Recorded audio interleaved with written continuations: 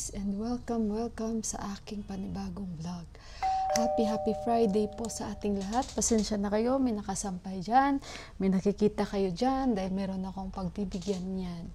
So, ayun, yung nakasampay na punda, kahapon kasi umulan, yung bintana namin bukas. So, dalawang una namin yung punda nabasa, kaya pinadry ko muna dyan sa treadmill.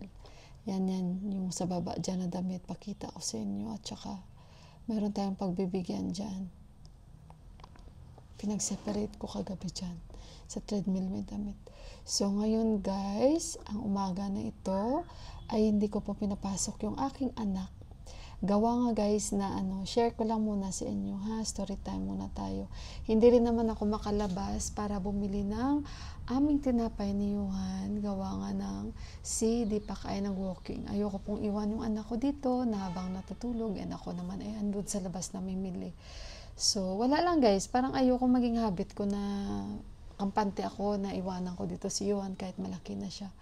So, ayun, meron ako i-share sa inyo. Actually, sila niyan, tapos na silang mag-exam kahapon, and yung nagsimula yung exam nila nung, I think, Wednesday, hindi ako nagkakamali. So, ngayon, ang nangyayari, yung mga ibang mga eskwelahan dito ay meron po silang summer holidays. Short lang ba? Short summer holidays, yung ganon. So, yun ang sabi ko sa inyo kahapon.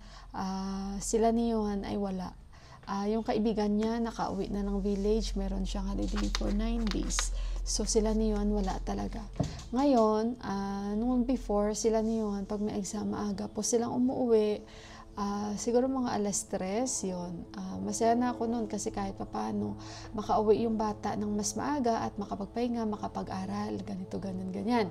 So ngayon, ang nangyari sa eskwelahan nila ay hindi na po sila umuwi ng mas maaga pag after ng exam, which is usually ganun naman yung nangyayari dito sa mga ibang eskwelahan. Maaga talaga silang nauwi, katulad niya sa kaibigan ni Johan and sa ibang mga eskwelahan dito. I think mga alauna, alas 2 nag-uwian na dahil nga ay tapos na yung exam. Usually gano'n naman, di ba guys, kahit sa atin. Pero sila ni Johan, walang changes sa kanilang timings. Alas 6 pa rin sila pasado nakakauwi, minsan nalilate. Kasi nga doon na sila nag-aaral, nagre-review sa school nila. And pagdating ng bata sa bahay, although gano'n pa rin, nagre-review pa rin si Johan kung ano yung mga the next day na exam nila, nagre-review talaga siya ulit. So, and then the next day sa school review na naman ulit. So, ngayon ang nangyari, may pasok pa rin sila after ng exam, which is today. At sabi nga ni Johan kahapon sa akin, Mama, wala naman kaming gagawin sa eskwelahan bukas. Parang kasi may program sila bukas, Sabado, which is sana makapagpahinga na, no? Pero bukas meron pa rin silang gagawin sa school. So, kasi may ubo-ubo si Johan guys, kaya hindi ko siya pinapasok today. And nagsabi ko, pati bukas may pasok pa kayo, Sabado, mayroon na namang ganito, ganyan. Yung wala bang pahinga. Sabi nga ni Sesa, alam mo Mil, dito sa Nepal, yung mga ibang parents, pag may holiday, nagagalit sila. Sabi ko, yun ang nakitaan ko.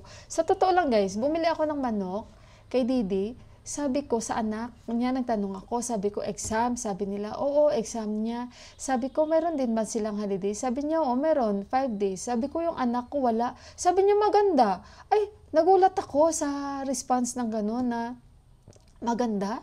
Sabi ko, parang ako, hindi ako nasisiyahan na pag ang mga bata dito ay walang holiday. Kasi talagang makikita mo, isang araw lang yung pahinga nila at 6 na araw sila may pasok. Parang talagang pressure yung mga bata dito na yun lang guys, na i-share ko lang sa inyo. Hindi naman against tayo na nag-aaral yung mga anak natin, pero para kasi bang kakaiba yung kanilang dito. Ay basta, ayoko talagang dito, yung sistema nila dito guys. Sa totoo lang guys, kaso lang, wala bang akong choice dahil syempre nandito kami. And minsan hindi ko ma-avoid na masabihan ko si Johan, alam mo ba Johan, kahit sa public ka lang sa aming mag-aaral sa Pilipinas, magugustuhan mo talaga. Kasi syempre bilang isang nanay, nandoon ka na yung parang pati ikaw nape-pressured ka na rin dahil kahit isang araw ka lang naman sana makapagpahinga, magising din, makatulog ng medyo mahaba na sa yung makagising ka ng alas 8, yung ganun. Pero yung wala kang pahinga for the whole week din, imagine mo yung anak mo sa araw-araw din pumapasok na wala rin siyang pahinga kahit exam nila, yung ganun. So parang bakit ganun, no? Bakit ganun? Meron nga si Kanchi nga din, Indira. Yung eskwelahan niya ay ganun din, parang wala ring pahinga. Kaya itong si Kanchi Mandira ay harap-harapan din nagsasabi na, ay pangit yung eskwelahan niya, ganito, ganyan, ganyan.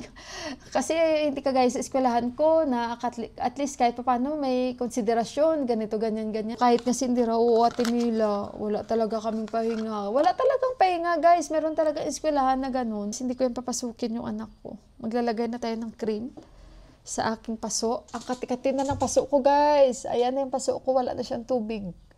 Ayan. Nag-dry na siya. At ang kati, 3 araw na ito. Sobrang kati siya, guys. So, namamali na siguro. Pero nilalagyan ko pa rin. Alam niyo ba, guys? Nagchika na ako sa inyo. Kasi hindi ko talaga ma-avoid na hindi magchika sa inyo. Alam niyo ba, guys? Yung niluto ko kagabi, hindi ko expect magustuhan ng mag-ama ko. Nung gabi, hindi na talaga ako nagluto. Tinapay na lang ni Deepak ang niluto ko yung roti na kinakain niya. At yun, yung kalabasa, ay ubos guys, masaya ako. Nagustuhan nila, si Yuhan din. Ubos talaga. Mango float na ginagawa ko, hindi pa ubos. So, ang time dito is 8:40. Ayun guys, maayos yung ating tulog. Thank you Lord. Maganda yung ating pakiramdam. Thank you Lord. And maganda yung aming weather. Thank you Lord. So, I hope lahat kayo ay okay lang. And napakalaking blessings yung ganito guys, na okay tayo. Dahil sa araw-araw marami pong taong gustong maging okay. Pero hindi okay yung kanilang sitwasyon. Gusto man nilang bumangon, hindi sila makabangon. Gusto man nilang mamuhay ng normal, hindi sila ganun, alam nyo na, nakatayo tayo, nakakapagluto tayo. Imagine nyo yung isang araw, mabigat yung katawan ko, pero pilit ko pa rin magluto dahil may anak tayo. Imagine nyo kung gaano tayo ka-bless na nakagalaw tayo, gaano natapos natin yung ganun. Kaya nagpapasalamat ako sa araw-araw kay Lord guys. So kaya dapat ganun din tayo, be grateful tayo. And wag tayo maging ungrateful kasi parang, alam niyo yun guys, ako hindi ko sinasabi guys na perfecto akong tao, religyoso akong tao, pero alam ng Panginoon yun kung gaano ako nagpapasalamat sa Kanya araw-araw. Kaya piliin nating maging grateful guys sa araw-araw, kahit hindi man perfect yung araw natin, magpasalamat pa rin tayo. So yun lang guys, at baba muna tayo, at pasensyahan nyo na yung aking panimula, dahil medyo nag-rant agad ako dahil hindi ko ma-avoid. So ayun guys, baba tayo, inom lang ako ng warm water. Pakita ko sa inyo. Nagbabarley muna ako. Kami pala ni Deepak. Barley tayo with ice. At yung binili ko, 60 rupees. Ano to guys? Talbos ng sayote. Yan. Dahil walang munta, so ito yung nabili ko. Masarap din ito. And bumili ako ng dania. Cilantro or coriander. 20 rupees. Tsaka bumili ako nito, masarap to. Lagyan ng alo. I-mix. Tingnan nyo flat na beans. Hindi ko alam anong pangalan nito sa English. Ayan. Tingnan nyo guys. Masarap to guys. Lutuin natin to. Hindi ko yan today lulutuin. Baka bukas. Kasi yung lulutuin ko, hindi ko na ipapakita sa inyo.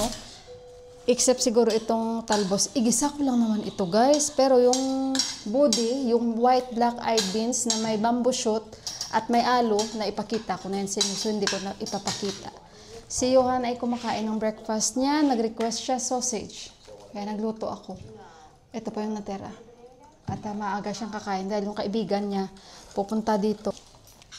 So, yun guys. Sabi ni Didi kanina, ako na ang magimay kasi nagluto pala ako ng isang gabi, karkalo. Yung gabi guys, yung dahon ng gabi.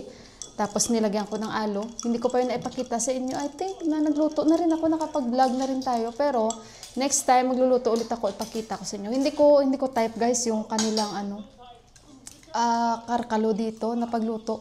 Mas masarap pa rin yung sa atin guys. Yun lang masasabi ko. Ewan ko, hindi ko type. Kaya season na rin yun ng gabi dito. Kaso lang hindi ko type ba guys. Pero ipapakita ko sa inyo dahil paborito ni Deepak. Si Deepak lang nag-ubos nun. Sabi ni Didi, siya na daw maghimay nito. Kasi nga, yung gabi, siya naghimay nung isang gabi. tamang-tama, hindi maganda yung pakiramdam ko that night. So, mabuti naman siya nag-offer. So, ngayon, nag-offer ulit siya na siya daw maghimay. Kaya mayroon na tayong maliliit dito konti.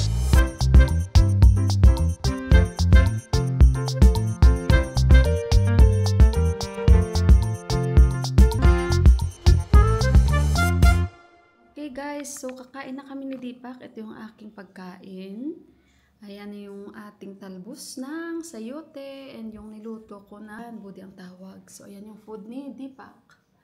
Ayan guys, more than 1 month na yan guys, hindi nagra-rice. Ayan guys, so kakain na ako. Salamat Lord sa blessings. Kain tayo guys. Paborito to ni Deepak yung ulam namin. Tapos ako din. Budi sag.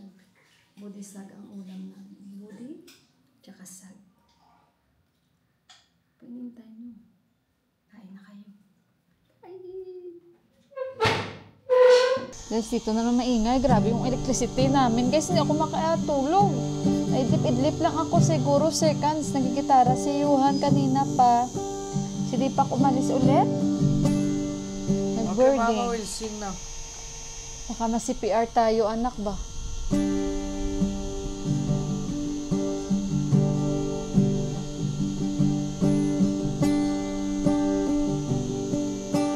Jingle bell, jingle bell, jingle all the way. Oh, what's fun, the history, everyone knows all the way. Hey, jingle bell, jingly bell, all the way. Okay, saying I love you, it's not the word.